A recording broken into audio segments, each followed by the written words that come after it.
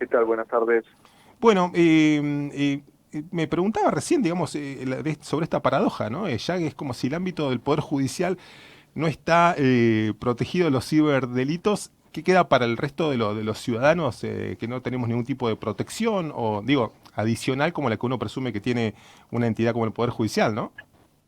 Sin dudas, uno tiene de alguna manera el pensamiento erróneo demostrado de que de alguna manera los organismos públicos toman otros recaudos, toman otros cuidados respecto a la información. Esto claramente no es así. Y lo vimos con el Poder Judicial del Chaco, lo vimos con el Poder Judicial de Córdoba, lo vimos con el de Neuquén, y así todos los días nos enteramos de un incidente nuevo, ¿no? También pasó Ujú. en RENAPER, pasó en Migraciones, pasó en Policía Federal Argentina, y se siguen sumando a la lista con lo grave que no es solamente la falta de compromiso en adoptar medidas de seguridad de la información, sino también, de alguna manera, la falta de compromiso con los datos que hay, que se ven comprometidos, porque imagínense, en el marco de una causa judicial, el tipo de información sensible que se puede que puede haber, ¿no? Ujú. Y acá en este caso de Neuquén puntualmente no sabemos si hubo también o no información confidencial de las causas judiciales. Entiendo que no perdieron operatividad a nivel sistema informático y de gestión judicial, como sí pasó en Córdoba y como pasó en Chaco, pero no lo podemos descartar tampoco, al menos por el momento. No sé si hubo algún comunicado del que ustedes tengan conocimiento por Por parte de ahora las no. autoridades, Ujú. pero la realidad es que cada vez que pasa uno de estos incidentes informáticos,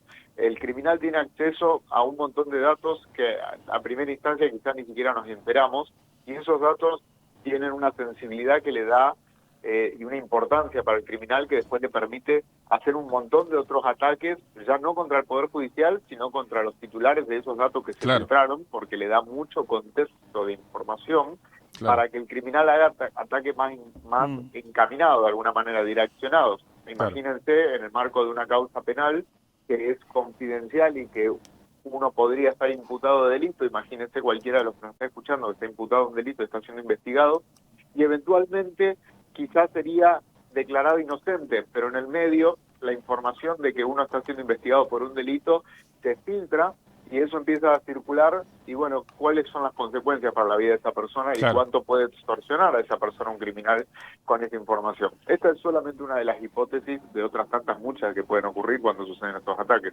¿Y es fácil poder dar con los responsables? No, no es sencillo. Todo va a depender, obviamente, de qué tantos recaudos tomó y de y los conocimientos tecnológicos que tenga quien está detrás de este tipo de delitos. Eh, Nosotros hacemos muchas investigaciones de filtraciones de seguridad para empresas, y cuando la filtración es interna, es decir, cuando hay alguien de adentro operando, es muy fácil de encontrarlo. Ahora, cuando el ataque viene de un grupo criminal de Rusia, de Turquía, de China, de Estados Ujú. Unidos, o de alguna manera hoy el cibercrimen no solamente es un contexto, sino que es también un servicio. Se ofrece abiertamente, así como se ofrecía el servicio de asesinato de sicarios. Bueno, hoy se ofrece el servicio de hackeo, digámosle, Mm. como un servicio, y dependiendo de qué tan afilado técnicamente esté el criminal, va a ser más difícil que después lo podamos encontrar. Claro. Esto apareció en un sitio donde se suelen comercializar este tipo de bases de datos. Básicamente había un aviso de se pone en venta Exactamente. las cuentas de mail, de correos electrónicos, la plataforma del Poder Judicial de Neuquén, para de 3.192 empleados, dice, ¿no? Exactamente. ¿Y figura el valor de eso también? Eso, ¿o eso suele ser parte de un paso siguiente donde estos, bueno, quienes estuvieran interesados acceden a esa información? Digamos, ¿se ponía el precio, todo o era solamente...? A Sí. veces, en este caso no, en este caso seguramente hay que generar un contacto como para Ujú. tratar de ver qué valor le ponen. Ujú. Cuando se filtraron los datos personales de, asumimos todos los argentinos, cuando fue el ataque a Renaper, Sí. ahí se ponía el precio de cuál era el valor de cada registro, podríamos decir. Eh, Dependiendo del valor que le da el criminal al dato, es el valor que le pone, pero suele ser realmente muy barato para lo que se puede obtener. Claro, claro. Me imagino que hay un rango muy amplio de protecciones que puede optar una entidad oficial. Digo, hemos tenido conocimientos de ataques a la NASA, a entidades de vanguardia tecnológica que uno dice, bueno, o a servicios de inteligencia que decimos, bueno, deberían estar protegidos. evidentemente, no, como decís vos, es muy complejo poder estar con las defensas altas en función de estos ataques, pero digo, hay cosas que se pueden hacer y cosas que se dejan de hacer. En este caso, el Poder Judicial, de acuerdo a tu mirada, ¿había adoptado las medidas correspondientes para protegerse? ¿Es un ataque que pudo haber sido evitado? Mira, no sé cuáles son las medidas que está adoptando actualmente el Poder Judicial de Neuquén, con lo cual decir si de alguna manera dar un diagnóstico sin conocerlo sería muy poco certero. Y te digo que la mayoría de los ataques, a diferencia de lo que pasa con el delito convencional, el que nos imaginamos violento en la calle, en donde muchas veces la víctima no tiene mucho que hacer, ¿no? Uno puede cuidarse más, decir, bueno, por esta zona trato de no transitar, pero las cosas te pueden suceder igual.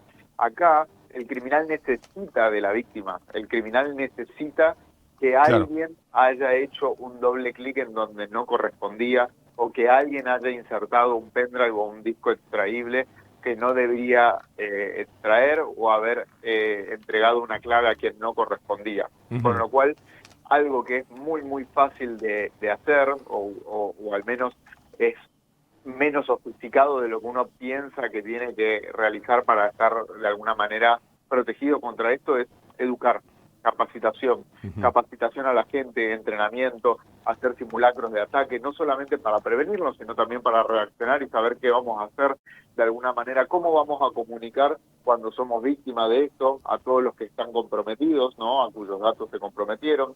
Claro. También cómo identificar un correo malicioso, cómo identificar de alguna manera un archivo malicioso. Después viene toda la parte técnica de, bueno, se pueden otorgar privilegios, se pueden poner restricciones, se puede usar un centro de operaciones de seguridad, un SOC, que de alguna manera deje registro de cada log de acceso. Hay cosas más técnicas, pero la realidad es que como el criminal siempre necesita de la intervención del humano, lo mejor que podemos hacer es invertir en capacitación y entrenamiento para cada uno de los integrantes de las organizaciones, tanto pública y privada, como para que entiendan cuáles son los riesgos y para que sepan también cómo evitarlos.